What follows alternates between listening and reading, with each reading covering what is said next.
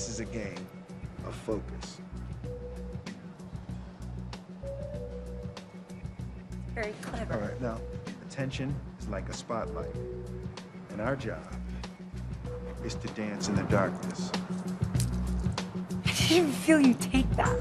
The human brain is slow, and it cannot multitask. Jesus. When... Human behavior is very predictable. I touch you here, I steal from here. I tap you here, I steal from here.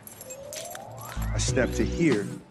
Well, that's part of Focus, a scene from the Will Smith movie Focus. And if you ever hear that music, walk away from the guy, right? We're protecting your money and you today, talking about the difference between short cons and long cons. Scam artist Jason Michaels joins us this morning. You ferret them out. You don't actually commit them. I'm not actually scamming people. I'm hoping to educate. Let's start with the short Sure. kind of con. Okay. What is it that happens? Okay, so in a short con, basically the idea, it's called a short con because it happens in a short period of time. The idea is to empty your wallet. So if you were walking down the street and you saw a guy tossing 3 cards on a cardboard box, the idea there is to grab your attention. It appears as though it's so simple. You couldn't possibly lose. And that's kind of like the big red flag. Or at least it's fair and you'd be able to follow it. And you'd be able to follow it. And the idea there is that they're going to get your money as quickly as possible out of your wallet. Probably not going to get much more than that.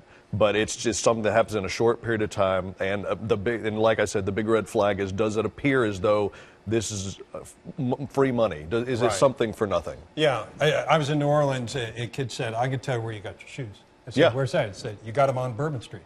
All right, here's $5. Exactly. Yeah. Okay, so then there's the long con. What's that about? So a long con is something that takes place over a period of time. The idea there is that the con artist or the scam artist starts to build a relationship with you. You start to trust them. And so the perfect example would be the Ponzi scheme that Bernard Madoff investment scheme and took people ultimately for billions because of he dollars. was giving them returns that were fantastic, so they're happy. They trust him. They trust him, and the problem there is if you looked at the market, most everybody was getting a certain rate of return, but he was like 4 or 5 times the normal amount, which again should have been a red flag. Talk about the red flags. What should people watch out for?